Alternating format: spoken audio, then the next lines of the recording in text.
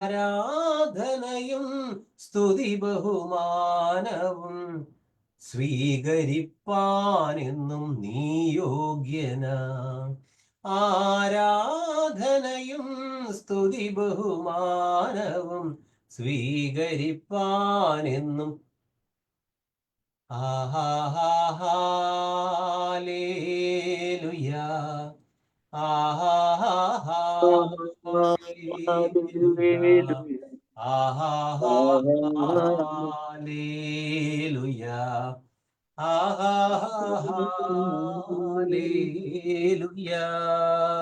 നിൻ മഹാകൃപയ്ക്കായി അങ്ങേ ഞാൻ സ്തുതിച്ചിടുമെന്നും. നിൻ മഹാകൃപയ്ക്കായി അങ്ങേ ഞാൻ സ്തുതിച്ചിടുമെന്നും. ജീവനുള്ള കാലത്തോളം വിശുദ്ധ കൈകളുയർത്തി സിംഹാസനത്തിൽ വസിക്കും കുഞ്ഞാടിനെ സ്തുതിക്കും ഞാൻ. കർത്താവിന്റെ പരിശുദ്ധ നാമത്തിന് മഹത്വമുണ്ടാകട്ടെ. റോസ ആന്റണി സഹോദരി കൊളോസ്യ ലേഖനം 1-ാം അധ്യായത്തിൽ നിന്ന് പല വാക്യങ്ങളും കാണാപാഠം പഠിച്ചിട്ടുണ്ട്. 1-ാം അധ്യായത്തിൽ നിന്ന് എത്രത്തോളം വാക്യമാണോ പഠിച്ചത് അത്രത്തോളം അവർ കാണാപാഠം പറയാൻ ശ്രമിക്കും. ഒരു നല്ല അധ്വാനം ഉണ്ടായാൽ മാത്രമേ അത് സാധിക്കുകയുള്ളൂ. നമുക്കറിയാം, കർത്താവിൻ്റെ കൃപയാൽ അവർക്ക് കുറച്ചധികം വാക്യങ്ങൾ കാണാപാഠം പഠിക്കാൻ കഴിഞ്ഞിട്ടുണ്ട്. സിസ്റ്റർക്ക് അത് പറയാം. വീഡിയോ ഓണാക്കാൻ ബുദ്ധിമുട്ടില്ലെങ്കിൽ ഓണാക്കാം, അല്ലെങ്കിൽ ഓഫാക്കാം. അത് സിസ്റ്ററുടെ താല്പര്യം പോലെ. കർത്താവ് അനുഗ്രഹിക്കട്ടെ സിസ്റ്റർ. വീഡിയോ ഓണാക്കാൻ പറ്റില്ല ബ്രദറെ. Okay, no problem. ഹല്ലേലൂയ, സ്തോത്രം സ്തോത്രം. കൊലോസ്യ ലേഖനം 1-ാം അധ്യായം. ദൈവേഷ്ടത്താൽ ക്രിസ്തുയേശുവിന്റെ അപ്പസ്തോലനും പ്രിയ സഹോദരനുമായ തിമോത്തിയോസും കൊലോസ്യയിലുള്ള സകല വിശുദ്ധന്മാർക്കും ക്രിസ്തുവിൽ വിശ്വസ്ത സഹോദരന്മാർക്കും എഴുതുന്നത്. നമ്മുടെ പിതാവായ ദൈവത്തിൽ നിന്ന് നിങ്ങൾ കൃപയും സമാധാനം ഉണ്ടാകട്ടെ. സുവിശേഷത്തിന്റെ സത്യവചനത്താൽ നിങ്ങൾ മുമ്പ് കേട്ടതായി സ്വർഗത്തിൽ നിങ്ങൾക്ക് സംഗ്രഹിച്ചിരുന്ന പ്രത്യാശ നിമിത്തം നിങ്ങൾ ക്രിസ്തുയേശുവിൽ വിശ്വാസത്തെയും സകല വിശുദ്ധരോടുള്ള സ്നേഹത്തെയും കുറിച്ച് കേട്ടിട്ട് ഞങ്ങൾ നിങ്ങൾക്ക് വേണ്ടി പ്രാർത്ഥിക്കുമ്പോൾ നമ്മുടെ പിതാവായ ദൈവത്തിനെ സ്തോത്രം ചെയ്യുന്നു. ആ സുവിശേഷം സർവ്വലോകത്തിലും എന്ന പോലെ നിങ്ങളുടെ അടുക്കലും എത്തി. നിങ്ങൾ ദൈവകൃപയെ യഥാർത്ഥമായി കേട്ടറിഞ്ഞ നാൾ മുതൽ അധികം നിങ്ങളുടെ ഇടയിൽ എന്ന പോലെ സർവ്വലോകത്തിലും ഫലം കായ്ച്ചും വർദ്ധിച്ചും വരുന്നു. അങ്ങനെ നിങ്ങൾ ഞങ്ങളുടെ സഹഭൃത്യനായ എപ്പഫ്രാസിനോട് പഠിച്ചിട്ടുണ്ടല്ലോ. അവൻ നിങ്ങൾക്ക് ക്രിസ്തുയേശുവിലുള്ള സ്നേഹത്തെ കുറിച്ച് ഞങ്ങളോട് അറിയിച്ചവനും അവൻ നിങ്ങൾക്ക് ക്രിസ്തുവിലുള്ള സ്നേഹത്തെ ഞങ്ങളോട് അറിയിച്ചവനും സകല വിശുദ്ധന്മാരോടും അങ്ങനെയല്ല, അവൻ നിങ്ങൾക്ക് ക്രിസ്തുവിൽ വിശ്വസ്ത സഹോദരനും വിശ്വസ്ത ശുശ്രൂഷനും നിങ്ങൾക്ക് ആത്മാവിനുള്ള സ്നേഹം ഞങ്ങളോട് അറിയിച്ചനുമാകുന്നു. അത് നിമിത്തം ഞങ്ങൾ അത് കേട്ട നാൾ മുതൽ നിങ്ങൾക്ക് വേണ്ടി ഇടപെടാതെ സ്തോത്രം ചെയ്യുന്നു. നിങ്ങൾ പൂർണ്ണ പ്രസാദത്തിനായി കർത്താവിന് യോഗ്യമാമിതം നടന്ന് സകല ആത്മീയമായ ജ്ഞാനത്തിലും വിവേകത്തിലും ദൈവത്തിന്റെ ഇഷ്ടത്തിന്റെ പരിജ്ഞാനത്തിൽ നിറഞ്ഞു വരണമെന്നും സകല സൽപ്രവൃത്തിയിലും ഫലം കായ്ച്ചും ദൈവത്തിന്റെ പരിജ്ഞാനത്തിൽ വളരണമെന്നും സകല സഹിഷ്ണുതയ്ക്കും ദീർഘക്ഷമയ്ക്കുമായി അവന്റെ മഹത്വത്തിന്റെ വല്ലഭത്തിന് ഒത്തുവിധം പൂർണ്ണ ശക്തിയോടെ ബലപ്പെടണമെന്നും പൂർണ്ണ ശക്തിയോടെ ബലപ്പെടണമെന്നും നമ്മെ വിശുദ്ധന്മാർക്ക് വെളിച്ചത്താലുള്ള അവകാശത്തിനാൽ നമ്മെ പ്രാപ്തരാക്കുകയും നമ്മെ ഇരുട്ടിന്റെ അധികാരത്തിൽ നിന്ന് വിളിച്ച് തന്റെ സ്നേഹസ്വരൂപനെ പുത്രന്റെ രാജ്യത്തിലാക്കി വെക്കുകയും ചെയ്ത പിതാവായ ദൈവത്തിന് സ്തോത്രം ചെയ്യുന്നവരാകണമെന്നും അപേക്ഷിക്കുന്നു. അവരിൽ നമുക്ക് പാപമോചനം എന്ന വീണ്ടെടുപ്പുണ്ട്. അവൻ അദൃശ്യനായ ദൈവത്തിന്റെ പ്രതിമയും സകല സകല സൃഷ്ടിക്കും ആദിജാതനുമാകുന്നു. സ്വർഗത്തിലുള്ളതും ഭൂമിയിലുള്ളതും ദൃശ്യമായതും അദൃശ്യമായതും സിംഹാസനങ്ങളാകട്ടെ, കർത്തൃത്വങ്ങളാകട്ടെ, വാഴ്ചകളാകട്ടെ, അധികാരങ്ങളാകട്ടെ, സകലവും അവൻ മുഖാന്തരം സൃഷ്ടിക്കപ്പെട്ടു. അവൻ മുഖാന്തരം അവനായും സൃഷ്ടിക്കപ്പെട്ടു. അവൻ സകലത്തിനും സർവത്തിനും മുമ്പനാകും. അവൻ സകലത്തിനു മുമ്പേ ഉള്ളവൻ, മുമ്പെയുള്ളവൻ. അവൻ സകലത്തിനും ആധാരമായിരിക്കുന്നു. അവൻ സഭ എന്ന ശരീരത്തിന് തലയും ആകുന്നു. അവൻ സകലത്തിനു മുമ്പനാകേണ്ടതിനെ താൻ സകലത്തിനു മുമ്പനാകേണ്ടതിനെ അവൻ ആരംഭവും മരിച്ചവരിൽ നിന്ന് ആദ്യനായി ഉയർത്തെഴുന്നേറ്റവനുമാകുന്നു. അവനിൽ സർവ്വസമ്പൂർണതയും വസിക്കുന്നു. അവൻ ക്രൂശിൽ ചൊരിഞ്ഞ രക്തം കൊണ്ട് സമാധാനമുണ്ടാക്കി. സ്വർഗത്തിലുള്ളതും ഭൂമിയിലുള്ളതും അവന് മുഖാന്തരം സമാധാനമുണ്ടാക്കി. സ്വർഗത്തിലുള്ളതും ഭൂമിയിലുള്ളതും ആയ സകലത്തെയും തന്നോട് നിരപ്പിക്കാൻ പിതാവായ ദൈവത്തിന് പ്രസാദം തോന്നി. ഇത്രയും ഭാഗങ്ങള് സിസ്റ്റർ പഠിച്ചു. ഹല്ലേലൂയ. ഇനി തുടർന്ന് ക്രമമായിട്ട് മറ്റുള്ളവർക്കും പഠിക്കാം. തങ്കച്ചി ആന്റി പുതിയ വാക്യങ്ങൾ എന്തെങ്കിലും പഠിച്ചിട്ടുണ്ടോ? ഇല്ല, ഇത്രയും വരെ ഞാനും പഠിച്ചിട്ടുണ്ടല്ലേ? ഓക്കെ. നമ്മൾ പിന്നെ അത്രയും അവസാന ഭാഗങ്ങളിലേക്ക് നമ്മൾ പ്രവേശിച്ചിട്ടില്ല. അത്രയും ഭാഗങ്ങൾ നമ്മൾ അത്രയും എത്തിയിട്ടില്ല. നീ പരിശുദ്ധൻ, നീ എന്നും സ്തുത്യൻ, ദൈവമേ നീ മാത്രം യോഗ്യനാ, ആരാധനയും സ്തുതി ബഹുമാനവും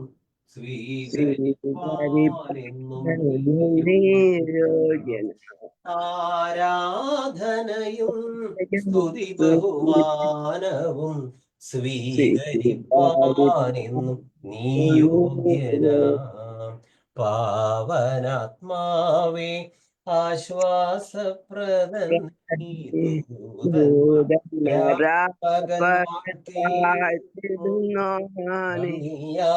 വണങ്ങും തിരുനേരം എന്നുമെന്നും ആരാധന നന്ദിയാൽ വണങ്ങും നേരം എന്നുമെന്നും നീ ആരാധ്യനാം. നീ പരിശുദ്ധൻ, നീ എന്നും സ്തുത്യൻ, ദൈവമേ നീ മാത്രം യോഗ്യനാ, ആരാധനയും സ്തുതി ബഹുമാനവും സ്വീകരിപ്പാനെന്നും നീ യോഗ്യനാ. ആരാധനയും സ്തുതി ബഹുമാനവും സ്വീകരിപ്പാനെന്നും നീ യോഗ്യനാം. ഹല്ലേലൂയ, ഹല്ലേലൂയ, ഹല്ലേലൂയ, ഹല്ലേലൂയ. നിൻ മഹാകൃപയ്ക്കായി അങ്ങേ ഞാൻ സ്തുതിച്ചിടുമെന്നും, നിൻ മഹാകൃപയ്ക്കായി അങ്ങേ ഞാൻ സ്തുതിച്ചിടുമെന്നും. നീ പരിശുദ്ധൻ, നീ എന്നും സ്തുത്യൻ, ദൈവമേ നീ മാത്രം യോഗ്യനാ, ആരാധനയും സ്തുതി ബഹുമാനവും സ്വീകരിപ്പാനെന്നും നീ യോഗ്യനാ. ആരാധനയും സ്തുതി ബഹുമാനവും സ്വീകരിപ്പാനെന്നും നീ യോഗ്യനാ. ജോയ് ബ്രദർ വെളിപ്പാട് 22:13 വായിക്കാം. ഹല്ലേലൂയ, സ്തോത്രം. വെളിപാട് 22:13. ഞാൻ അൽഫയും ഒമേഗയും ഒന്നാമനും ഒടുക്കത്തവനും ആദിയും അന്ത്യവും ആകുന്നു. ദൈവനാമത്തിന് മഹത്വമുണ്ടാകട്ടെ. എല്ലാ ആരാധനയും സ്തുതിയും സ്തോത്രവും പരിശുദ്ധനായ കർത്താവിനെ അർപ്പിക്കുന്നു. വെളിപ്പാട് പുസ്തകമാണ്, കൊളോസ്യർക്ക് എഴുതിയ ലേഖനമാണ് നാം ധ്യാനിക്കുന്നത്. 1-ാം അധ്യായം 15 തൊട്ട് വായിക്കുന്നു. അവൻ അദൃശ്യനായ ദൈവത്തിൻ്റെ പ്രതിമയും സർവസൃഷ്ടിക്കും ആദ്യജാതനും ആകുന്നു. സ്വർഗത്തിലുള്ളതും ഭൂമിയിലുള്ളതും ദൃശ്യമായതും അദൃശ്യമായതും, സിംഹാസനങ്ങളാകട്ടെ കർത്തൃത്വങ്ങളാകട്ടെ വാഴ്ചകൾ ആകട്ടെ അധികാരങ്ങളാകട്ടെ, സകലവും അവൻ മുഖാന്തരം സൃഷ്ടിക്കപ്പെട്ടു. അവൻ മുഖാന്തരവും അവനായിട്ടും സകലവും സൃഷ്ടിക്കപ്പെട്ടിരിക്കുന്നു. അവൻ സർവത്തിനും മുമ്പേയുള്ളവൻ, അവൻ സകലത്തിനും ആധാരമായിരിക്കുന്നു.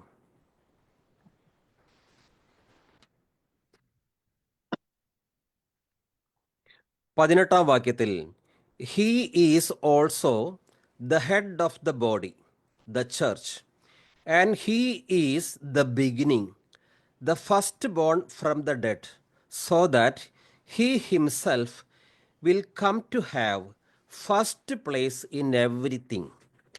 First place in everything. അത് മറ്റാർക്കുമല്ല, കർത്താവായ യേശു ക്രിസ്തുവിനാണ്.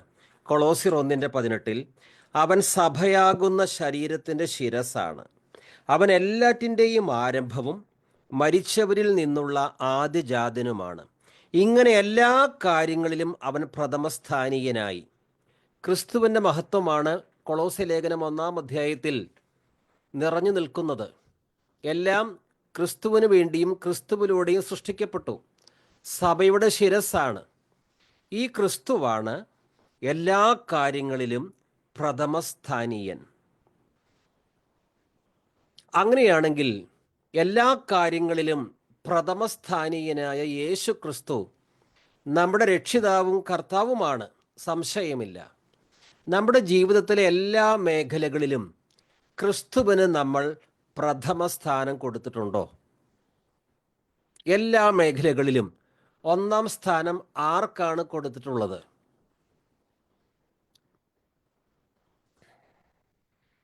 നമ്മുടെ ചർച്ചിൽ തന്നെ യേശു ക്രിസ്തുവിന് 1-ാം സ്ഥാനം കൊടുത്തിട്ടുണ്ടോ? അവിടുത്തെ പ്രബോധനങ്ങൾക്ക് 1-ാം സ്ഥാനം കൊടുത്തിട്ടുണ്ടോ? നമ്മുടെ അനുദിന ജീവിതത്തിൽ യേശു ക്രിസ്തുവിൻ്റെ വചനപ്രകാരമാണോ എല്ലാം ചെയ്യുന്നത്, അതോ നമ്മുടെ ബുദ്ധിക്കനുസരിച്ച് നമ്മുടെ സൗകര്യത്തിന് ചില കാര്യങ്ങൾ ചെയ്യുകയാണോ?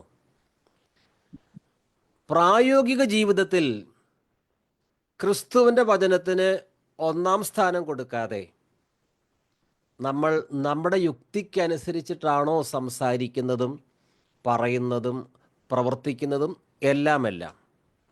ഇന്ന് ചില സഭകളിൽ യേശുക്രിസ്തുവിൽ വിശ്വസിക്കുന്നുണ്ട്, ശരിയാണ്. പക്ഷേ ക്രിസ്തുവിൻ്റെ പ്രബോധനങ്ങൾക്കും അവിടുത്തെ ഉപദേശങ്ങൾക്കും കാര്യമായി സ്ഥാനമേ ഇല്ല.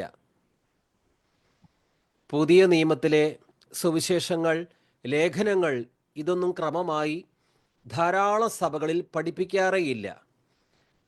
എല്ലാ ഞായറാഴ്ചയും സങ്കീർത്തനം വായിച്ച് വിടുതലിൻ്റെയും അനുഗ്രഹത്തിൻ്റെയും ചില സന്ദേശങ്ങളൊക്കെ പറഞ്ഞ് ക്രിസ്തുവിൻ്റെ പ്രബോധനങ്ങൾ സമർത്ഥമായി മറച്ചു വെച്ചുകൊണ്ടുള്ള ഒരു ആരാധനയാണ് ഇന്ന് പല ചർച്ചിലും കാണുന്നത്. എന്നാൽ കൊളോസ്യ ലേഖനത്തിൽ നമ്മൾ വായിച്ചത് ഇങ്ങനെ എല്ലാ കാര്യങ്ങളിലും അവൻ പ്രഥമസ്ഥാനീയനാണ്. എബ്രായ ലേഖനം 12:1 തൊട്ട് വായിക്കുമ്പോൾ നമുക്ക് ചുറ്റും സാക്ഷികളുടെ വലിയ സമൂഹമുള്ളതിനാൽ നമ്മെ വിഷമിപ്പിക്കുന്ന ഭാരവും പാപവും നമുക്ക് നീക്കിക്കളയാം. നമുക്കായി നിശ്ചയിച്ചിരിക്കുന്ന ഈ ഓട്ടപ്പന്തയം സ്ഥിരോത്സാഹത്തോടെ നമുക്ക് ഓടിത്തീർക്കാം. നമ്മുടെ വിശ്വാസത്തിൻ്റെ നാഥനും അതിനെ പൂർണ്ണതയിൽ എത്തിക്കുന്നവനുമായ യേശുവിനെ മുന്നിൽ കണ്ടുകൊണ്ട് വേണം നാം ഓടാൻ. ഈ ക്രിസ്തീയ ജീവിതത്തിൽ ഇതൊരു ഓട്ടക്കളമാണ്. നമ്മളല്ല മുന്നേ ഓടേണ്ടത്. ക്രിസ്തു ഫോർറണ്ണറാണ്. ക്രിസ്തുവാണ് മുന്നേ ഓടേണ്ടത്.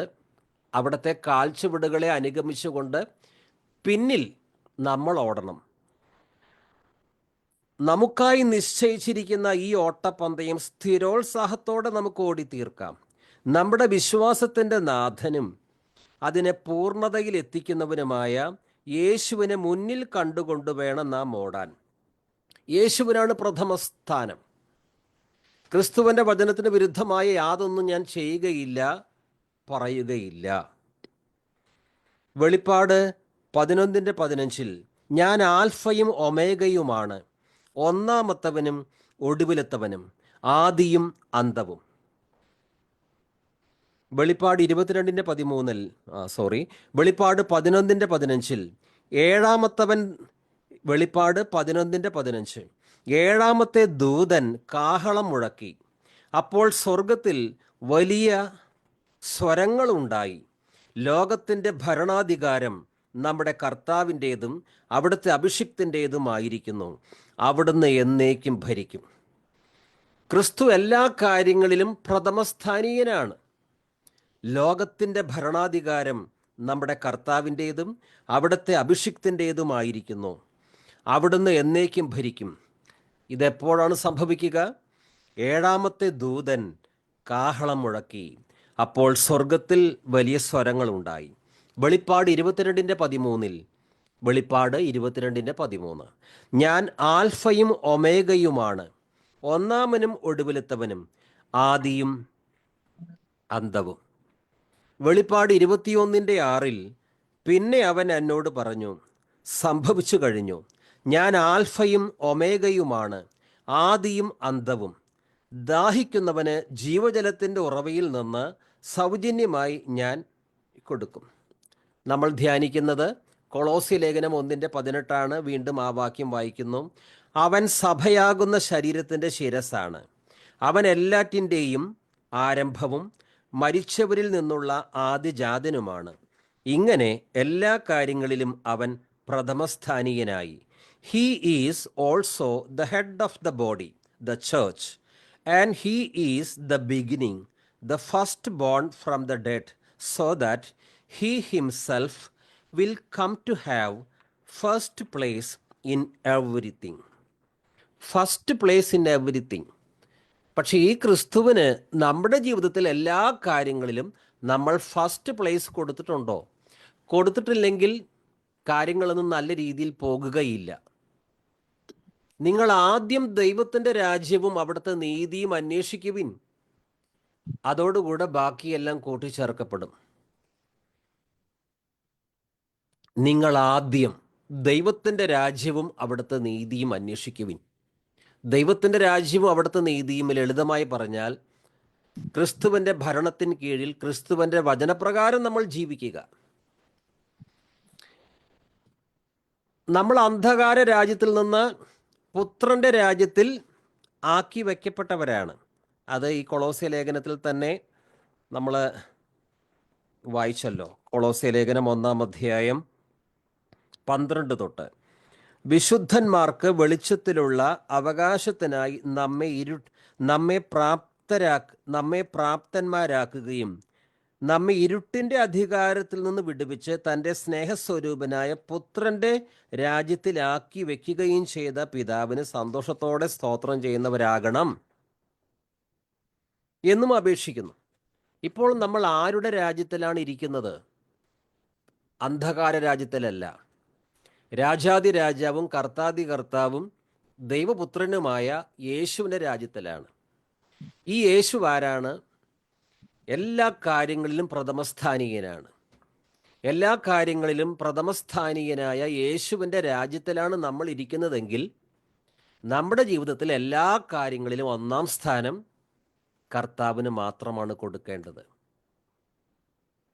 കാരണം ക്രിസ്തുവിൻ്റെ രാജ്യത്തിനകത്ത് ഇരുന്നു കൊണ്ട് നമ്മൾ മറ്റൊരു രാജ്യം ഉണ്ടാക്കാൻ പാടില്ല.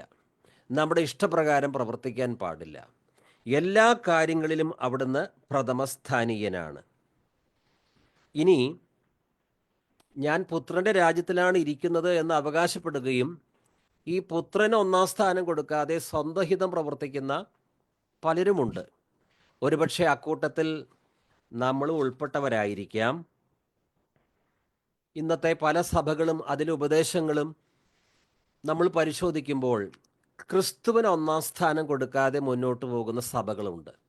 ക്രിസ്തുവിൻ്റെ ഉപദേശത്തിന് നേരെ വിപരീതമായ സഭയുടെ പ്രബോധനങ്ങൾ, അതിന് വലിയ പ്രാമുഖ്യം കൊടുക്കുന്ന സഭകളുണ്ട്. എന്താണോ ക്രിസ്തു പറഞ്ഞത് അതിന് നേരെ വിപരീതമായ സഭാപ്രബോധനങ്ങൾ വിശ്വാസികളുടെ മേൽ അടിച്ചേൽപ്പിക്കുന്ന സഭകളുണ്ട്, ശുശ്രൂഷകന്മാരുണ്ട്. എന്തുകൊണ്ടാണ്? അത്തരം സഭകളും ശുശ്രൂഷകന്മാരും എല്ലാ കാര്യങ്ങളിലും ക്രിസ്തുവിന് പ്രഥമസ്ഥാനം കൊടുത്തിട്ടില്ല.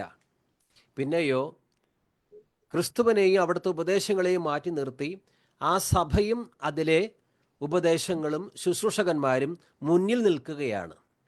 ഈ മുന്നിൽ നിൽക്കുന്ന ചില പ്രത്യേക സഭകളും അതിലുള്ള പ്രബോധനങ്ങളും ശുശ്രൂഷകന്മാരും നിമിത്തം പലപ്പോഴും അത്തരം സഭകളിലെ വിശ്വാസികൾക്ക് ക്രിസ്തുവിനെ കാണാൻ പോലും പറ്റാത്ത അവസ്ഥയാണ്. കാരണം ക്രിസ്തുവിനെ കാണാൻ പറ്റാത്ത രീതിയിൽ മുന്നിൽ വന്നു നിൽക്കുന്നത് ആ സഭയും അതിലെ നേതാക്കളുമാണ്. പറയാറുണ്ടല്ലോ പലരും, ഞങ്ങളുടെ സഭ എത്ര വലുതാണ്, എത്രയോ അംഗസംഖ്യ, എത്രയോ കാലപ്പഴക്കം, ഞങ്ങളുടെ സഭാ നേതാവ് എത്രയോ വലിയ കേമനാണ്. ഈ സഭയുടെ സൽപ്രവൃത്തികളും സോഷ്യൽ വർക്ക്സും അതുപോലെ ലോകരാജ്യങ്ങളിൽ ഈ സഭയ്ക്കുള്ള സ്ഥാനവും മാനവും ഒക്കെ നോക്കുകയാണെങ്കിൽ ഈ സഭ എത്രയോ വലിയ സഭയാണ്. ഇങ്ങനെ ക്രിസ്തുവിനെ ഒഴിവാക്കി സഭയെ മുന്നിൽ കൊണ്ടുവന്ന് നിർത്തി വിശ്വാസികളെ ക്രിസ്തുവിൽ നിന്നും അവിടുത്തെ പ്രബോധനത്തിൽ നിന്നും അകറ്റിക്കളയുന്ന പല സഭാ സംഘടനകളും ഇന്നുണ്ട്. ഏതെങ്കിലും ഒരു പ്രത്യേക സഭയെക്കുറിച്ച് മാത്രമല്ല പറയുന്നത്.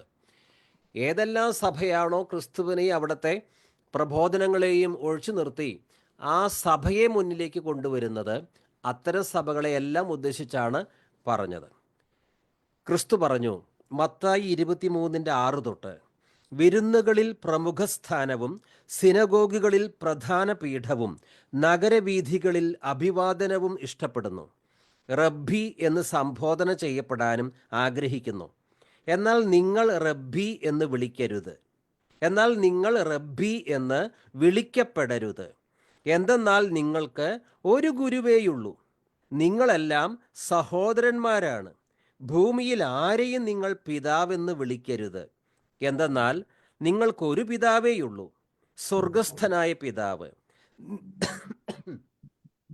നിങ്ങൾ നേതാക്കന്മാർ എന്നും വിളിക്കപ്പെടരുത്. എന്തെന്നാൽ ക്രിസ്തുവാണ് നിങ്ങളുടെ ഏക നേതാവ്. ഇപ്പോൾ വായിച്ചു കേട്ടതിന് നേരെ വിപരീതമായി പ്രവർത്തിക്കുന്ന സഭകളുണ്ട്. ഭൂമിയിൽ ആരെയും നിങ്ങൾ പിതാവെന്ന് വിളിക്കരുത്, എന്തെന്നാൽ നിങ്ങൾക്കൊരു പിതാവേയുള്ളൂ, സ്വർഗസ്ഥനായ പിതാവ്. എന്നാൽ ചില സഭകളിലെ നേതാക്കന്മാർ പിതാവ് എന്ന പേരിലാണ് അറിയപ്പെടുന്നത്. അത്തരം സഭകൾക്ക് ഒരു പിതാവല്ല, ലക്ഷക്കണക്കിന് പിതാക്കന്മാരുണ്ട്. കാരണം ശുശ്രൂഷകന്മാർ ക്രിസ്തുവിൻ്റെ ഈ പ്രബോധനത്തിന് നേരെ വിപരീതമായി ഫാദർ, പിതാവ് എന്ന പേര് സ്വയം എടുത്തിരിക്കുകയാണ്. എന്തുകൊണ്ട്? അവരുടെ ജീവിതത്തിൽ ക്രിസ്തുവിനോ അവിടുത്തെ പ്രബോധനങ്ങൾക്കോ പ്രഥമസ്ഥാനം നൽകിയിട്ടില്ല. പിന്നെ എന്തിനാണ് അവർ പ്രഥമസ്ഥാനം കൊടുത്തിരിക്കുന്നത്? അവർ ഉൾപ്പെട്ട് നിൽക്കുന്ന സഭയ്ക്കും അതിലെ പ്രബോധനങ്ങൾക്കും ട്രഡീഷനുമാണ് ഒന്നാം സ്ഥാനം കൊടുത്തിരിക്കുന്നത്. ഇതൊരു ഉദാഹരണം മാത്രമാണ്. ക്രിസ്തുവിന് ഒന്നാം സ്ഥാനം കൊടുക്കാത്ത സഭ, ക്രിസ്തുവിൻ്റെ പ്രബോധനങ്ങൾക്കും ഒന്നാം സ്ഥാനം കൊടുക്കുകയില്ല.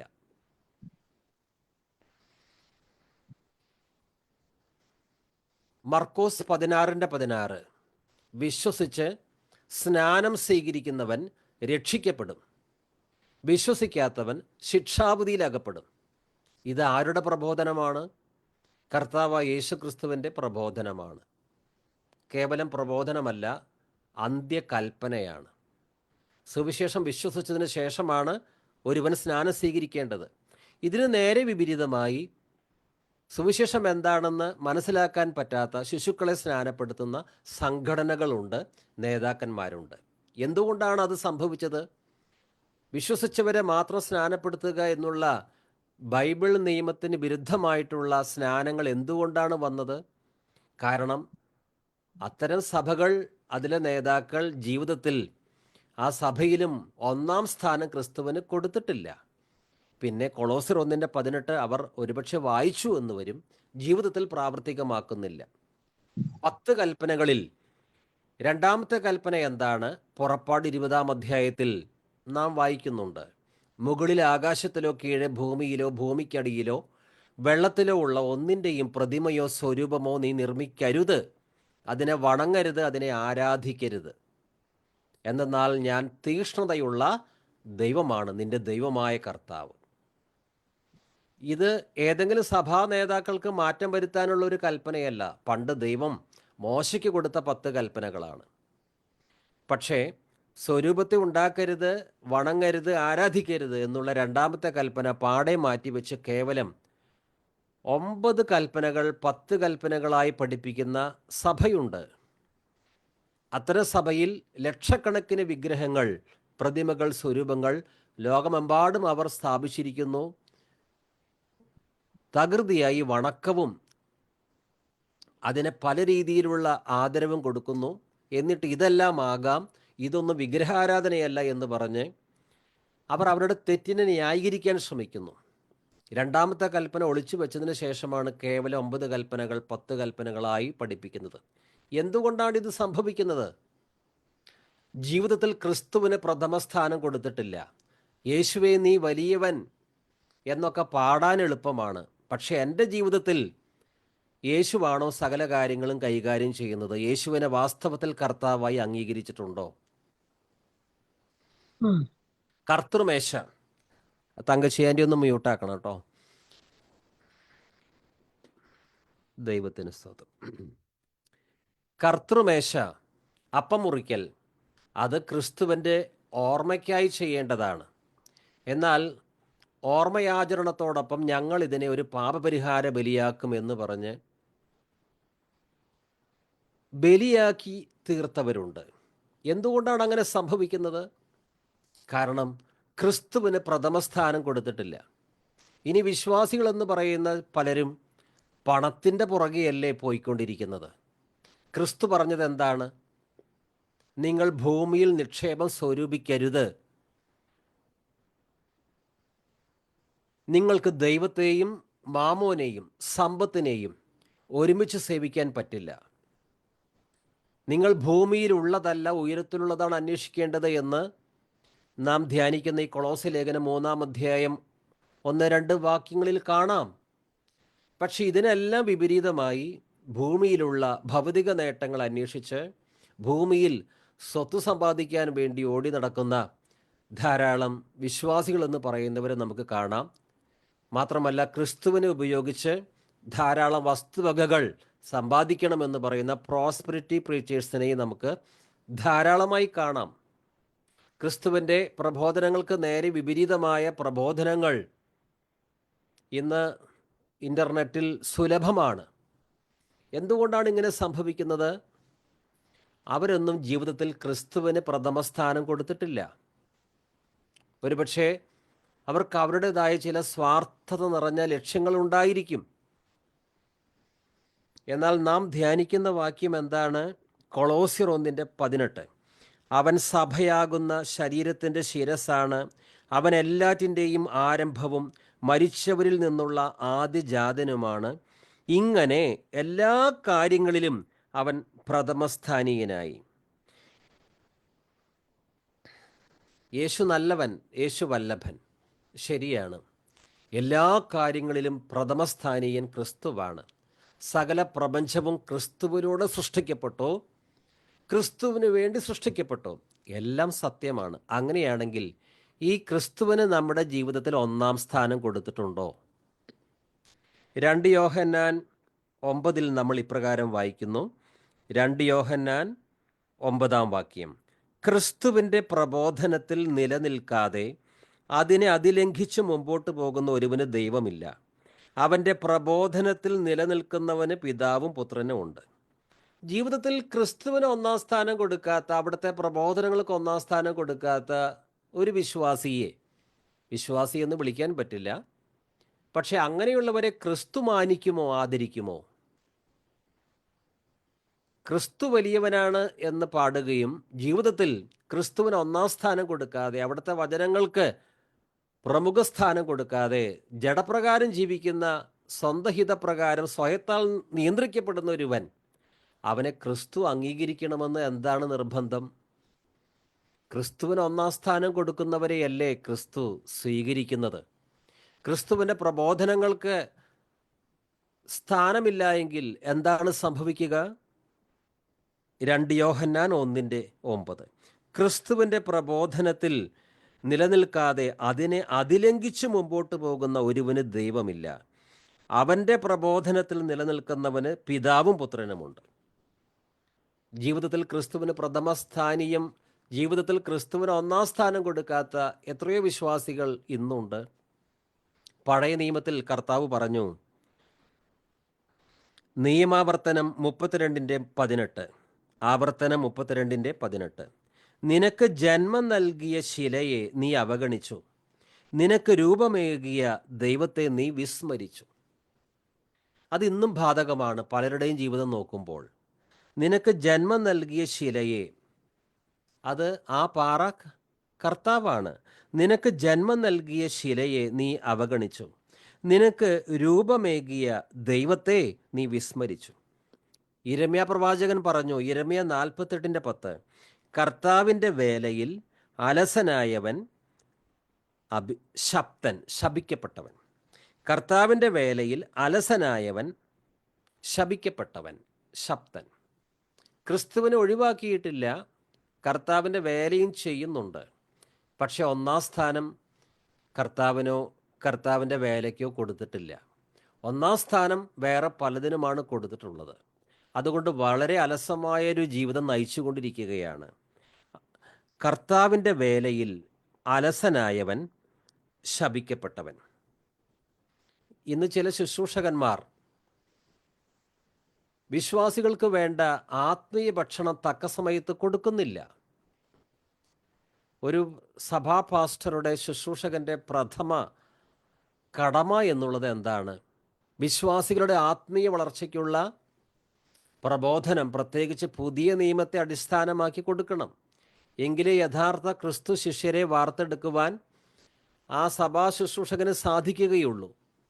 പക്ഷേ ഇന്ന് ചില ശുശ്രൂഷകന്മാർ ഈ അതിപ്രധാനമായ കാര്യം മറന്ന് അവർ വേറെ പല കാര്യങ്ങൾക്കും ഒന്നാം സ്ഥാനം കൊടുക്കുന്നു. എന്തുകൊണ്ട്? ജീവിതത്തിൽ ക്രിസ്തുവിന് ഒന്നാം സ്ഥാനം കൊടുക്കാതെ വരുമ്പോൾ അവരുടെ വേലയിൽ അവരുടെ വേലയിൽ, സുവിശേഷ വേലയിൽ വാസ്തവത്തിൽ എന്തിനാണ് ഒന്നാം സ്ഥാനം കൊടുക്കേണ്ടത്? അത് കൊടുക്കാതെ വേറെ പലതിനും അവർ മുൻഗണന കൊടുക്കുന്നു. എന്നാൽ അതേസമയം അവർ ശുശ്രൂഷകന്മാരായി സഭയിൽ തുടരുകയും ചെയ്യുന്നു. അപ്പസ്തോല പ്രവർത്തനങ്ങൾ 6:2 വായിക്കാൻ ജോയ് ബ്രദർ. അപ്പസ്തോല പ്രവർത്തനങ്ങൾ 6. അപ്പസ്തോല പ്രവൃത്തി 6:2. പന്തിരുവർ ശിഷ്യന്മാരുടെ കൂട്ടത്തെ വിളിച്ചു വരുത്തി, ഞങ്ങൾ ദൈവവചനം ഉപേക്ഷിച്ച് മേശകളിൽ ശുശ്രൂഷ ചെയ്യുന്നത് യോഗ്യമല്ല. 2 മാത്രമല്ല വേണ്ടോ? മതി. അപ്പസ്തോല പ്രവർത്തനങ്ങൾ 6:2. അതുകൊണ്ട് 12 പേർ ശിഷ്യരുടെ സമൂഹത്തെ ഒന്നിച്ചുകൂട്ടി പറഞ്ഞു, ഞങ്ങൾ ദൈവവചന ശുശ്രൂഷയിൽ ഉപേക്ഷ കാണിച്ച് ഭക്ഷണമേശകളിൽ ശുശ്രൂഷിക്കുന്നത് ശരിയല്ല. കർത്താവിനാൽ നിയമിക്കപ്പെട്ട ഈ അപ്പസ്തോലന്മാർ ഒന്നാം സ്ഥാനം കൊടുക്കേണ്ടത് എന്തിനാണ്? അക്കാര്യം അവർക്കറിയാം. ഞങ്ങൾ ദൈവവചന ശുശ്രൂഷയിൽ ഉപേക്ഷ കാണിച്ച്, ഇന്ന് പലരും ശുശ്രൂഷകന്മാർ എന്ന് പറയുന്ന പലരും ദൈവവചന ശുശ്രൂഷയിൽ ഉപേക്ഷ കാണിക്കുന്നവരാണ്. ഇനി പലരും വചനം ശുശ്രൂഷിച്ചാലും പഴയ നിയമത്തിൽ നിന്നും പ്രോസ്പെറിറ്റിയെക്കുറിച്ചും ഇപ്പോൾ വിടുതൽ എന്നൊക്കെ പറഞ്ഞ് വിശ്വാസികൾക്ക് വെറും ആവേശം നൽകുന്ന, അവരെ സത്യവചനത്തിൽ നിന്ന് അകറ്റുവാൻ പ്രാപ്തിയുള്ള ചില വ്യാജ പ്രബോധനങ്ങളൊക്കെയാണ് കൊടുക്കുന്നത്. വചനമെന്ന മായമില്ലാത്ത പാൽ കൊടുക്കുന്നില്ല. എല്ലാവരുടെയും കാര്യമല്ല പറയുന്നത്. ഇന്ന് ചില സഭാ ശുശ്രൂഷകന്മാർ ആഴ്ചയിൽ അരമണിക്കൂർ അല്ലെങ്കിൽ ആഴ്ചയിൽ 1 മണിക്കൂർ, അതാണ് അവർ ആകെ കൂടി വചനം പഠിപ്പിക്കുവാൻ, സ്വന്തം സഭയിലെ വിശ്വാസികളെ വചനം പഠിപ്പിക്കുവാൻ ആഴ്ചയിൽ 1 മണിക്കൂറാണ് അവർ സമയം ചെലവഴിക്കുന്നത്. പിന്നെ ബാക്കിയുള്ള സമയം അവർക്ക് മറ്റു പല കാര്യങ്ങളൊക്കെ ഉണ്ടാകാം. എന്നാൽ ഈ 1 മണിക്കൂർ ആഴ്ചയിൽ അത് തന്നെ വിശ്വാസികൾക്ക് ക്രിസ്തു ശിഷ്യരായി വളരുവാൻ വേണ്ട ആ ശരിയായ പ്രബോധനം എല്ലാവരും കൊടുക്കാറുമില്ല. പല വിശ്വാസികളും ഇന്ന് ഈ ആഴ്ചയിൽ അവരുടെ സഭയിൽ നിന്ന് കേൾക്കുന്ന ഈ 1 മണിക്കൂർ അല്ലെങ്കിൽ 3/4 മണിക്കൂർ നീണ്ടു നിൽക്കുന്ന പ്രബോധനത്തെയാണ് ആശ്രയിക്കുന്നത്. എന്നാൽ മറ്റു ദിവസങ്ങളിലും ഈ വചനം പഠിപ്പിക്കാമല്ലോ. ഇന്നാണെങ്കിൽ വിശ്വാസികളെ ചർച്ചിലേക്ക് പോലും വരുത്തേണ്ട കാര്യമില്ല. ഇവിടെ ചെയ്യുന്നത് പോലെ സൂം മീറ്റിംഗ് ഉണ്ട്, വാട്സാപ്പ് ഉണ്ട്. പല രീതിയിലും വിശ്വാസികൾക്ക് നിരന്തരമായി വചനം കൊടുക്കുവാനായിട്ട് ഒരു ശുശ്രൂഷകന് കഴിയും. ഇന്ന് അതിനുള്ള എല്ലാ സംവിധാനങ്ങളുമുണ്ട്. പക്ഷേ അത് വേണ്ട പോലെ ഉപയോഗിക്കുന്നവർ എത്ര പേരുണ്ട്? ഈ പാരമ്പര്യമായിട്ടുള്ള സൺഡേസിൽ മാത്രമുള്ള ഒരു പ്രത്യേക തരം പ്രസംഗം. പക്ഷെ ഇവിടെ അപ്പസ്തലന്മാർക്കൊരു കാര്യം അറിയാം, ദൈവം അവരെ എന്തിനാണ് വിളിച്ചത്. ഭക്ഷണമേശകളിൽ ശുശ്രൂഷിക്കുന്നത് നല്ല കാര്യം തന്നെയാണ്, പക്ഷേ മുൻഗണന അതിനല്ല. ഭക്ഷണമേശകളിൽ ശുശ്രൂഷിക്കുന്നത് പാപമല്ല. പക്ഷേ എന്തിനാണ് അപ്പസ്തലന്മാരെ വിളിച്ചത്? വചനം പ്രഘോഷിക്കുവാൻ വേണ്ടിയാണ്. അതിനാണ് ഒന്നാം സ്ഥാനം. നമ്മുടെയും ജീവിതത്തിൽ ദൈവം ചില കാര്യങ്ങൾക്ക് മുൻഗണന കൊടുക്കണം. അതിനു വേണ്ടിയായിരിക്കാം നമ്മളെ വിളിച്ചിരിക്കുന്നത്. പക്ഷേ നമ്മൾ അക്കാര്യത്തിന് മുൻഗണന കൊടുക്കാതെ വേറെ പല കാര്യങ്ങൾക്ക് മുൻഗണന കൊടുത്താൽ അത് പാപമാണ്. അതുകൊണ്ട് 12 പേർ ശിഷ്യരുടെ സമൂഹത്തെ ഒന്നിച്ചുകൂട്ടി പറഞ്ഞു, ഞങ്ങൾ ദൈവവചന ശുശ്രൂഷയിൽ ഉപേക്ഷ കാണിച്ച് ഭക്ഷണമേശകളിൽ ശുശ്രൂഷിക്കുന്നത് ശരിയല്ല. നാം ധ്യാനിക്കുന്ന കൊളോസ്യർ 1:18 വീണ്ടും വായിക്കുന്നു. അവൻ സഭയാകുന്ന ശരീരത്തിൻ്റെ ശിരസ്സാണ്. അവൻ എല്ലാറ്റിൻ്റെയും ആരംഭവും മരിച്ചവരിൽ നിന്നുള്ള ആദ്യജാതനുമാണ്. ഇങ്ങനെ എല്ലാ കാര്യങ്ങളിലും അവൻ പ്രഥമസ്ഥാനീയനായി. നമ്മുടെ ജീവിതം കൊണ്ട് നാം തെളിവ് നൽകണം ലോകക്കാർക്ക്. എൻ്റെ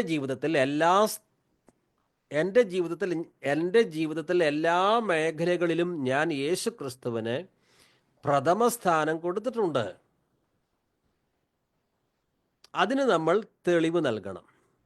നമ്മുടെ ജീവിതം, സംസാരം, ക്ഷമിക്കുന്ന വിധം, ക്രിസ്തുവിൻ്റെ വിശ്വസ്ത സാക്ഷിയായി ജീവിക്കുന്ന വിധം, നമ്മുടെ സഹനം, ത്യാഗം സഹിക്കാനുള്ള സന്നദ്ധത, ദീർഘക്ഷമ, സ്വന്തം ക്രൂശെടുത്തുകൊണ്ട് നാൾ തോറും നമ്മെ തന്നെ നിഷേധിച്ചുകൊണ്ടുള്ള ആ യാത്ര, ഇതെല്ലാം കാണുമ്പോൾ മറ്റുള്ളവർക്ക് പറയാൻ സാധിക്കണം, ഈ വിശ്വാസി അവൻ്റെ ജീവിതത്തിൽ എല്ലാ മേഖലകളിലും ഒന്നാം സ്ഥാനം കൊടുത്തിരിക്കുന്നത് ക്രിസ്തുവിനും അവിടുത്തെ പ്രബോധനങ്ങൾക്കുമാണ്. നാം ധ്യാനിക്കുന്ന ഈ കൊളോസ്യ ലേഖനത്തിൽ തന്നെ നാം ഇങ്ങനെ വായിക്കുന്നുണ്ട്.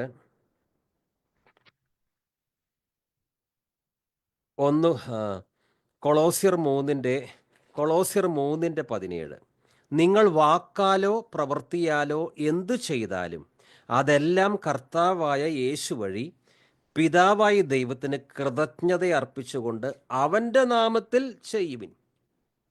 വാക്കാകട്ടെ പ്രവൃത്തിയാകട്ടെ എന്തു ചെയ്താലും അതെല്ലാം കർത്താവായ യേശു വഴി പിതാവായ ദൈവത്തിന് കൃതജ്ഞത അർപ്പിച്ചുകൊണ്ട് അവൻ്റെ നാമത്തിൽ ചെയ്യുവിൻ. യേശുവിൻ്റെ നാമത്തിൽ ചെയ്യാൻ പറ്റാത്ത ഒരു കാര്യവും നമ്മൾ ചെയ്യാൻ പാടില്ല. 1 കൊരിന്ത്യർ 10:31, അതിനാൽ നിങ്ങൾ ഭക്ഷിക്കുകയോ പാനം ചെയ്യുകയോ മറ്റെന്തെങ്കിലും പ്രവർത്തിക്കുകയോ ചെയ്യുമ്പോൾ അവയെല്ലാം ദൈവമഹത്വത്തിനായി ചെയ്യുവിൻ. അതിനാൽ നിങ്ങൾ ഭക്ഷിക്കുകയോ പാനം ചെയ്യുകയോ മറ്റെന്തെങ്കിലും പ്രവർത്തിക്കുകയോ ചെയ്യുമ്പോൾ അവയെല്ലാം ദൈവമഹത്വത്തിനായി ചെയ്യുവിൻ. കർത്താവ് എല്ലാ കാര്യങ്ങളിലും ഒന്നാമനാണ്. ഇങ്ങനെ എല്ലാ കാര്യങ്ങളിലും അവൻ പ്രഥമസ്ഥാനീയനാണ്. അതുകൊണ്ട് ക്രിസ്തു ആരാധനയ്ക്കും സ്തുതിക്കും യോഗ്യനാണ്.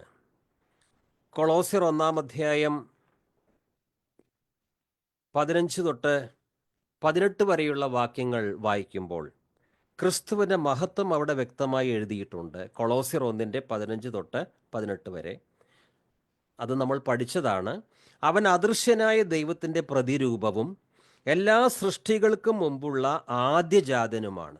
കാരണം അവനിൽ സ്വർഗത്തിലും ഭൂമിയിലുമുള്ള ദൃശ്യവും അദൃശ്യവുമായ എല്ലാ വസ്തുക്കളും സൃഷ്ടിക്കപ്പെട്ടു. സിംഹാസനങ്ങളോ ആധിപത്യങ്ങളോ ശക്തികളോ അധികാരങ്ങളോ എന്തുമാകട്ടെ, എല്ലാം അവനിലൂടെയും അവനു വേണ്ടിയുമാണ് സൃഷ്ടിക്കപ്പെട്ടത്. അവനാണ് എല്ലാറ്റിനും മുമ്പുള്ളവൻ. അവനിൽ സമസ്തവും സ്ഥിതി ചെയ്യുന്നു. അവൻ സഭയാകുന്ന ശരീരത്തിൻ്റെ ശിരസ്സാണ്. അവൻ എല്ലാറ്റിൻ്റെയും ആരംഭവും മരിച്ചവരിൽ നിന്നുള്ള ആദ്യജാതനുമാണ്. ഇങ്ങനെ എല്ലാ കാര്യങ്ങളിലും അവൻ പ്രഥമസ്ഥാനീയനായി. നമ്മൾ ആരാധിക്കുന്നത് ഒരു കുട്ടി ദൈവത്തെയല്ല, എല്ലാ കാര്യങ്ങളിലും പ്രഥമസ്ഥാനീയനായ യേശുക്രിസ്തുവിനെയാണ്. വെളിപ്പാട് 4-ാം അധ്യായം 11-ാം വാക്യം, വെളിപ്പാട് 4:11. ഞങ്ങളുടെ ദൈവവും കർത്താവുമായ അവിടുന്ന് മഹത്വവും ബഹുമാനവും ശക്തിയും സ്വീകരിക്കാൻ അർഹനാണ്. അങ്ങ് സർവവും സൃഷ്ടിച്ചു. അങ്ങയുടെ ഹിതമനുസരിച്ച് അവയ്ക്ക് അസ്തിത്വം ലഭിക്കുകയും ചെയ്തു. അവ സൃഷ്ടിക്കപ്പെടുകയും ചെയ്തു. ഇനി ജോയ് ബ്രദർ വെളിപ്പാട് 5-ാം അധ്യായം 12 തൊട്ട് 14 വരെയുള്ള വാക്യങ്ങൾ വായിക്കാം. വെളിപ്പാട് 5:12 മുതൽ 14 വരെയുള്ള വാക്യങ്ങൾ. അവർ അത്യുച്ചത്തിൽ അറുക്കപ്പെട്ട കുഞ്ഞാട് ശക്തിയും ധനവും ജ്ഞാനവും ബലവും ബഹുമാനവും മഹത്വവും സ്തോത്രവും ലഭിപ്പാൻ യോഗ്യൻ എന്ന് പറഞ്ഞു. സ്വർഗത്തിലും ഭൂമിയിലും ഭൂമിക്ക് കീഴിലും സമുദ്രത്തിലുമുള്ള സകല സൃഷ്ടിയും അവയിലുള്ളതൊക്കെയും സിംഹാസനത്തിൽ ഇരിക്കുന്നവനും കുഞ്ഞാടിനും സ്തോത്രവും ബഹുമാനവും മഹത്വവും ബലവും എന്നേക്കും ഉണ്ടാകട്ടെ എന്ന് പറയുന്നത് ഞാൻ കേട്ടു. 4 ജീവികളും ആമേൻ എന്ന് പറഞ്ഞു. മൂപ്പന്മാർ വീണു നമസ്കരിച്ചു. വെളിപ്പാട് 5-ാം അധ്യായം 12 തൊട്ട്. ഉച്ചസ്വരത്തിൽ ഇവർ ഉദ്ഘോഷിച്ചു, കൊല്ലപ്പെട്ട കുഞ്ഞാട് ശക്തിയും ധനവും ജ്ഞാനവും ആധിപത്യവും ബഹുമാനവും മഹത്വവും സ്തുതിയും സ്വീകരിക്കാൻ യോഗ്യനാണ്. സ്വർഗത്തിലും ഭൂമിയിലും ഭൂമിക്കടിയിലും സമുദ്രത്തിലുമുള്ള എല്ലാ സൃഷ്ടികളും ഇങ്ങനെ പറയുന്നത് ഞാൻ കേട്ടു. സിംഹാസനസ്ഥനും കുഞ്ഞാടിനും എന്നേക്കും സ്തുതിയും ബഹുമാനവും മഹത്വവും ആധിപത്യവും. 4 ജീവികളും ആമേൻ എന്ന് പ്രതിവചിച്ചു. ശ്രേഷ്ഠന്മാർ സാഷ്ടാംഗം വീണ് ആരാധിച്ചു. മഹത്വവും ജ്ഞാനവും സ്തോത്രവും ബഹുമാനം ശക്തിയും ബലവും യേശുവിന്. മഹത്വവും ജ്ഞാനവും സ്തോത്രവും ബഹുമാനം ശക്തിയും ബലവുമൻ യേശുവിന്. യേശു നല്ലവൻ, അവൻ വല്ലഭൻ, അവൻ ദയയോ എന്നുമുള്ളത്. പെരുവെള്ളത്തിൻ ഇരച്ചിൽ പോലെ സ്തുതിച്ചിടുക അവൻ്റെ നാമം. Hallelujah hallelujah hallelujah hallelujah. മഹത്വവും ജ്ഞാനവും സ്തോത്രവും ബഹുമാനം ശക്തിയും ബലവും യേശുവിന്. ദൈവ കുഞ്ഞാടവൻ യോഗ്യനെന്ന് മോക്ഷത്തിൽ കേൾക്കുന്ന ശബ്ദമത്. ദൈവ കുഞ്ഞാടവൻ യോഗ്യനെന്ന് മോക്ഷത്തിൽ കേൾക്കുന്ന ശബ്ദമത്. സ്തുതിച്ചിടാം വെള്ളത്തിനിരച്ചൽ പോൽ ശബ്ദത്താൽ പരിശുദ്ധയാം സഭയെ. വീഴുന്നു പ്രിയനെ വാഴ്ത്തിടുവാൻ സിംഹാസനവാസികളും താൻ. ആയവനരുളിയ രക്ഷയിൻ മഹിമയ്ക്കായി കിരീടങ്ങൾ താഴെയിട്ടും. ഉച്ചസ്വരത്തിൽ ഇവർ ഉദ്ഘോഷിച്ചു, കൊല്ലപ്പെട്ട കുഞ്ഞാട് ശക്തിയും ധനവും ജ്ഞാനവും ആധിപത്യവും ബഹുമാനവും മഹത്വവും സ്തുതിയും സ്വീകരിക്കാൻ യോഗ്യനാണ്. സ്വർഗത്തിലും ഭൂമിയിലും ഭൂമിക്കടിയിലും സമുദ്രത്തിലുമുള്ള എല്ലാ സൃഷ്ടികളും ഇങ്ങനെ പറയുന്നത് ഞാൻ കേട്ടു. സിംഹാസനസ്ഥനും കുഞ്ഞാടിനും എന്നേക്കും സ്തുതിയും ബഹുമാനവും മഹത്വവും ആധിപത്യവും. 4 ജീവികളും ആമേൻ എന്ന് പ്രതിവചിച്ചു. ശ്രേഷ്ഠന്മാർ സാഷ്ടാംഗം വീണ് ആരാധിച്ചു. ഒരു വിശ്വാസി ധാരാളം പണം സമ്പാദിച്ചു, വലിയ വാഹനങ്ങൾ വസ്തുവകകൾ സ്വന്തമാക്കി.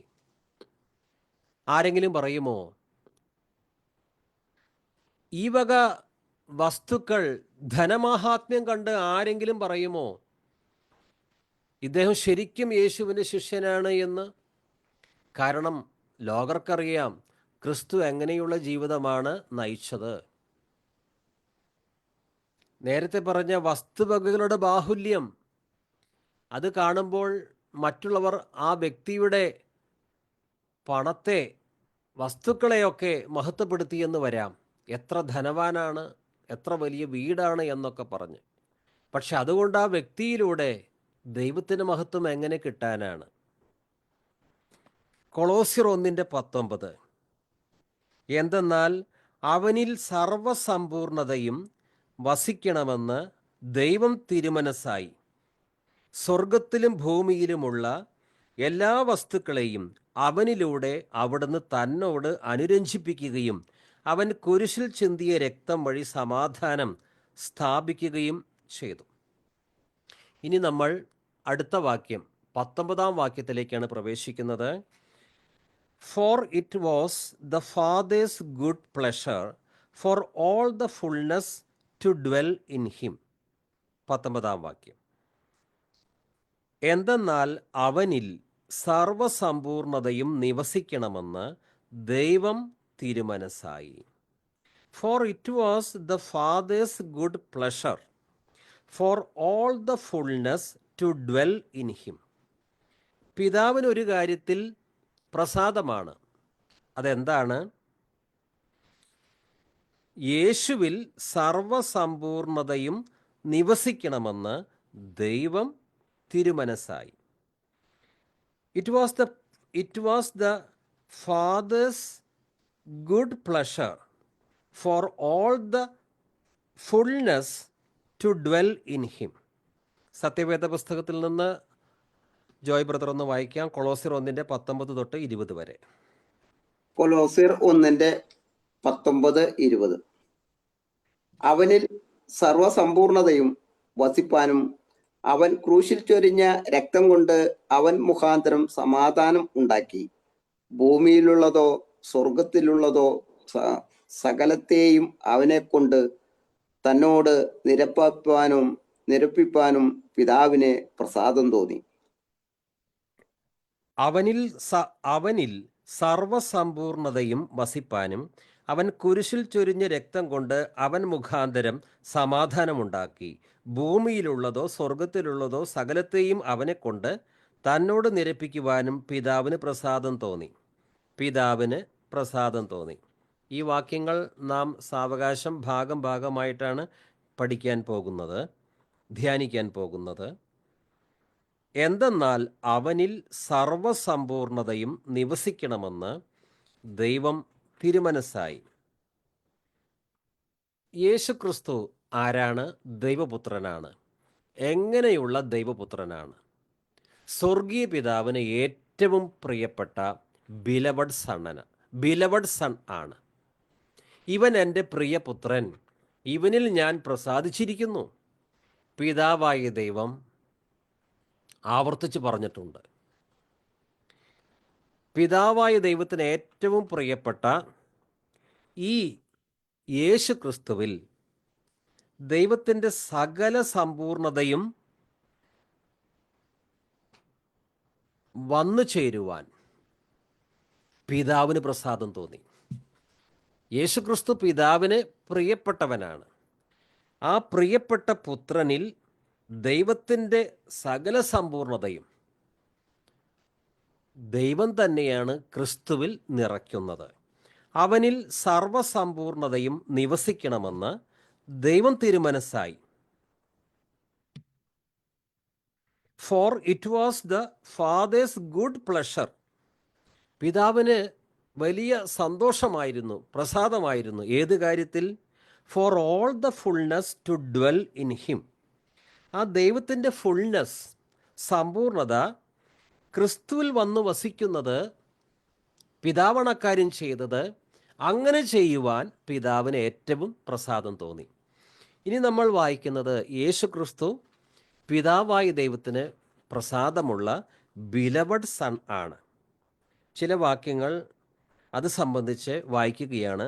ചില വാക്യങ്ങൾ വായിക്കുക മാത്രമാണ് ചെയ്യുന്നത്. ഈ വാക്യത്തിൻ്റെ ഒരു ക്രോസ് റെഫറൻസ്, 19-ാം വാക്യത്തിൻ്റെ ഒരു ക്രോസ് റെഫറൻസ് എന്ന രീതിയിൽ വാക്യങ്ങൾ വിശദീകരിക്കുന്നില്ല. മത്തായി 3:16 തൊട്ട്. സ്നാനം കഴിഞ്ഞയുടൻ യേശു വെള്ളത്തിൽ നിന്ന് കയറി. അപ്പോൾ സ്വർഗം തുറക്കപ്പെട്ടു. ദൈവാത്മാവ് പ്രാവിൻ്റെ രൂപത്തിൽ തൻ്റെ മേൽ ഇറങ്ങി വരുന്നത് അവൻ കണ്ടു.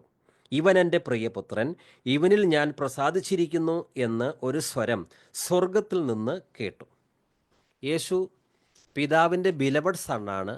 അക്കാര്യം പറയുന്ന ചില വാക്യങ്ങളാണ് നമ്മൾ വായിക്കുന്നത്. മത്തായി 12:18. ഇതാ ഞാൻ തെരഞ്ഞെടുത്ത എൻ്റെ ദാസൻ, എൻ്റെ ആത്മാവ് പ്രസാദിച്ച എൻ്റെ പ്രിയപ്പെട്ടവൻ, ഞാൻ അവൻ്റെ മേൽ എൻ്റെ ആത്മാവിനെ അയക്കും. യെശയ്യാ പ്രവാചകൻ മുമ്പേ പ്രവചിച്ച കാര്യമാണ് ഇവിടെ മത്തായി പറയുന്നത്. മത്തായി 12:18. ഇതാ ഞാൻ തെരഞ്ഞെടുത്ത എൻ്റെ ദാസൻ, എൻ്റെ ആത്മാവ് പ്രസാദിച്ച എൻ്റെ പ്രിയപ്പെട്ടവൻ, ഞാൻ അവൻ്റെ മേൽ എൻ്റെ ആത്മാവിനെ അയക്കും. ആത്മാവിനെ അയക്കുക മാത്രമല്ല ചെയ്തത്, ദൈവത്തിൻ്റെ സകല സമ്പൂർണതയും ഈ പുത്രനിൽ പിതാവ് നിവസിപ്പിച്ചു. അതാണ് 19-ാം വാക്യം നമ്മൾ ധ്യാനിക്കുന്ന വാക്യം. യേശുക്രിസ്തു സ്നാനപ്പെടുമ്പോൾ സ്വർഗീയ പിതാവ് എന്താണ് സംസാരിച്ചത്? മർക്കോസ് 1:11. സ്വർഗത്തിൽ നിന്ന് ഒരു സ്വരമുണ്ടായി, നീ എൻ്റെ പ്രിയപുത്രൻ, നിന്നിൽ ഞാൻ പ്രസാദിച്ചിരിക്കുന്നു. എഫേസ്യർക്ക് എഴുതിയ ലേഖനം 1-ാം അധ്യായം 4 തൊട്ട്. തൻ്റെ മുമ്പാകെ സ്നേഹത്തിൽ പരിശുദ്ധരും നിഷ്കളങ്കരുമായിരിക്കാൻ ലോകസ്ഥാപനത്തിന് മുമ്പ് തന്നെ അവിടുന്ന് നമ്മെ ക്രിസ്തുവിൽ തെരഞ്ഞെടുത്തു. യേശു ക്രിസ്തു വഴി നാം അവിടുത്തെ പുത്രരായി ദത്തെടുക്കപ്പെടണമെന്ന് അവിടുന്ന് തൻ്റെ ഹിതവും ലക്ഷ്യവും അനുസരിച്ച് മുൻകൂട്ടി തീരുമാനിച്ചു. അവിടുന്ന് ഇപ്രകാരം ചെയ്തത് തൻ്റെ പ്രിയപ്പെട്ടവനിലൂടെ. അവിടുന്ന്, അതായത് പിതാവായ ദൈവം ഇപ്രകാരം ചെയ്തത്. അവിടുന്ന് പിതാവായ ദൈവം ഇപ്രകാരം ചെയ്തത് തൻ്റെ പ്രിയപ്പെട്ടവനിലൂടെ. പിതാവായ ദൈവത്തിൻ്റെ പ്രിയപ്പെട്ടവൻ, ബിലവഡ് ആരാണ്? യേശു ക്രിസ്തു.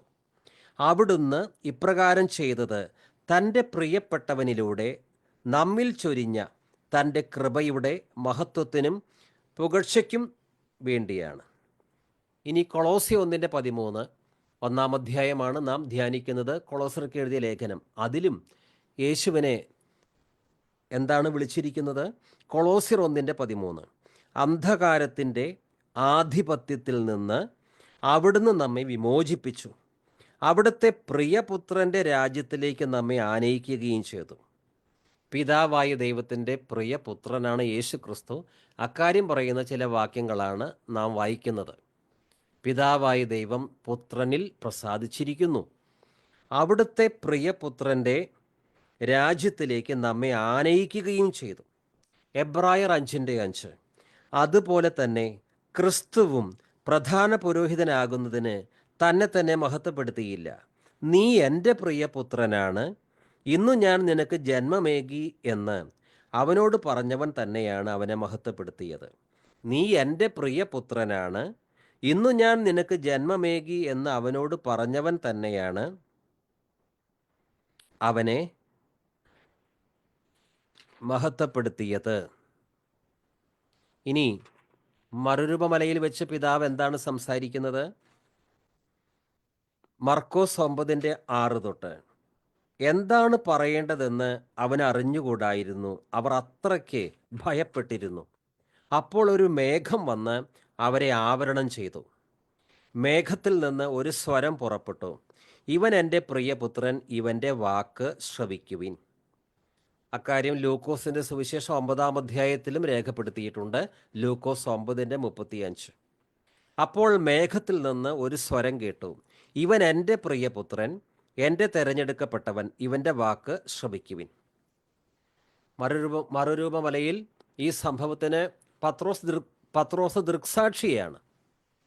പത്രോസ് തൻ്റെ ലേഖനത്തിലും അക്കാര്യം എഴുതിയിട്ടുണ്ട്. 2 പത്രോസ് 1:17.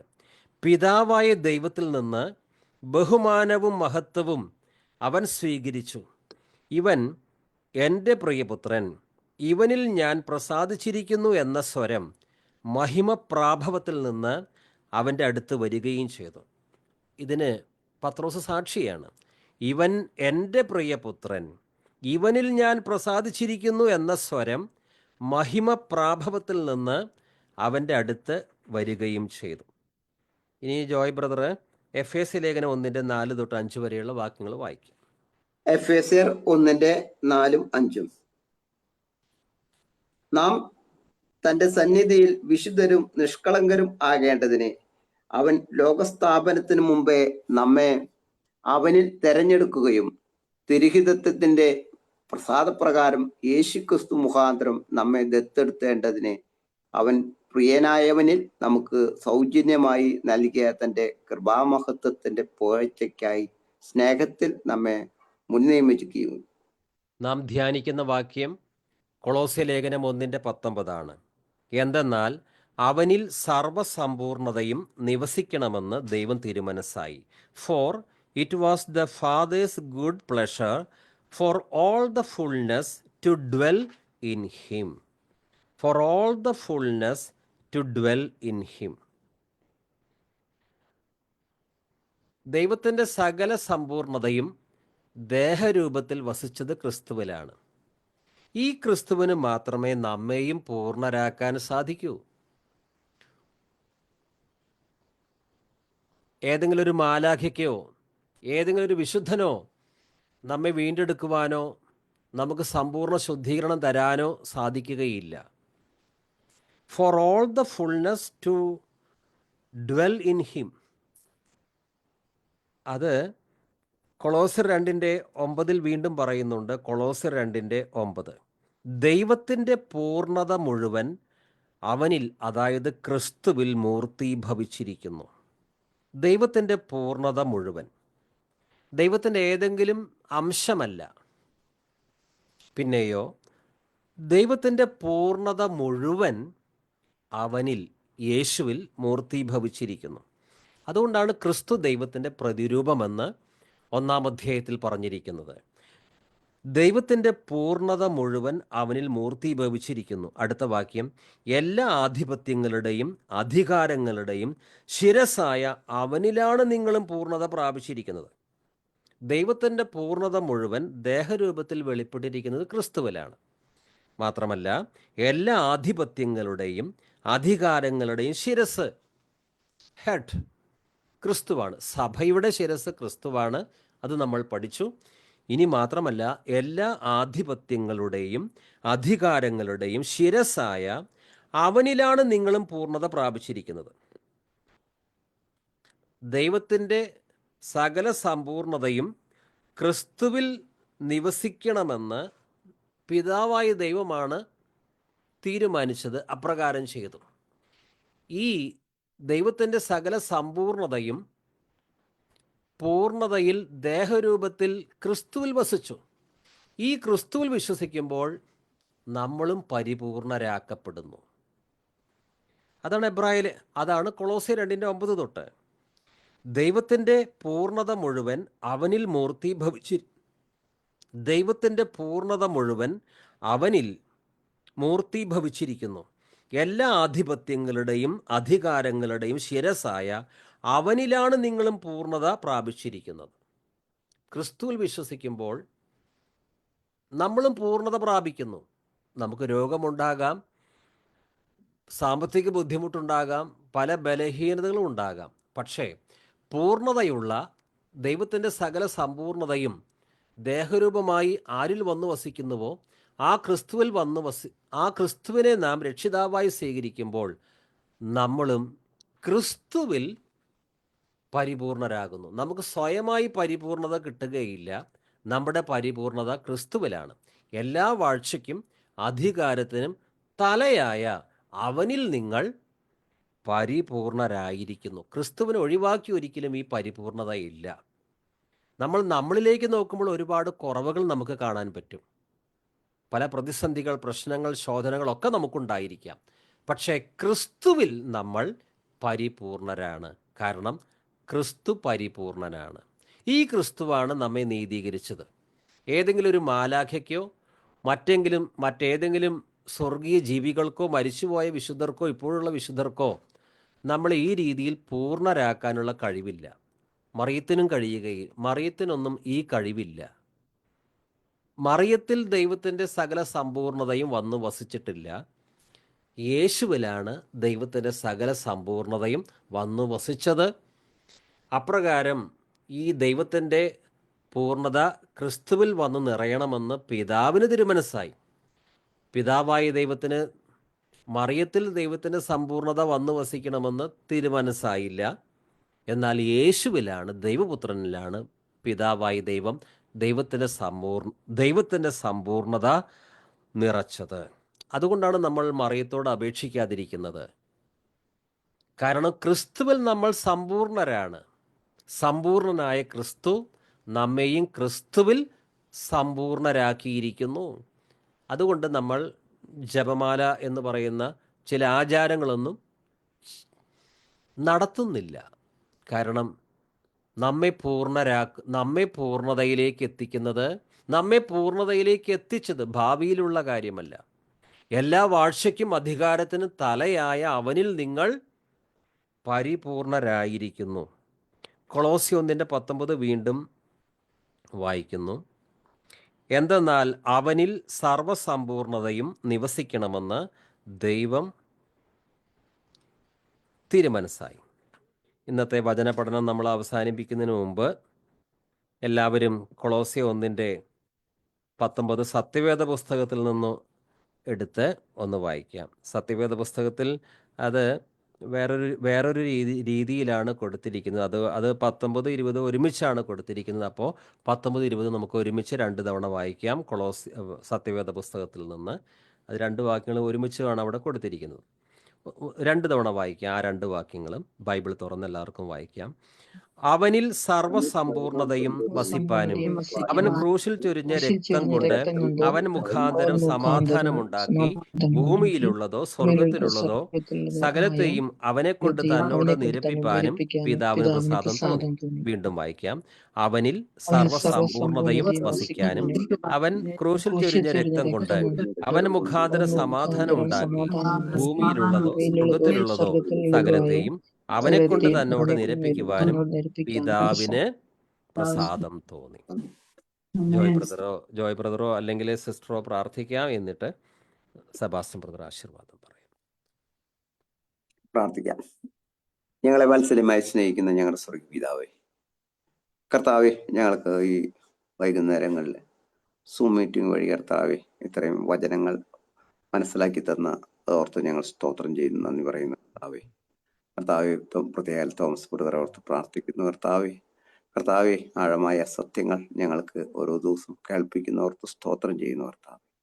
ഞങ്ങൾ ഒരു കേൾവിക്കാരാകാതെ കർത്താവെ ഞങ്ങളുടെ ജീവിതത്തിൽ അത് ഏറ്റെടുക്കുവാനും പ്രതികൂല സാഹചര്യങ്ങളൊക്കെ വരുമ്പോൾ കർത്താവെ ഈ വചനങ്ങൾ ധ്യാനിക്കുവാനും അങ്ങ് ഞങ്ങളെ സഹായിക്കണമേ. കർത്താവെ, പ്രത്യേക തോമസ് ബ്രദറെ അമ്മയോർത്ത് പ്രാർത്ഥിക്കുന്നു. വാർദ്ധക്യത്തിലും കർത്താവെ ഇത്രയും ആശ്വാസം, സമാധാനം, സന്തോഷം കൊടുത്തോർത്ത് സ്തോത്രം ചെയ്യുന്നു. സൂം മീറ്റിംഗ് കൂടിയിട്ടുള്ള എല്ലാ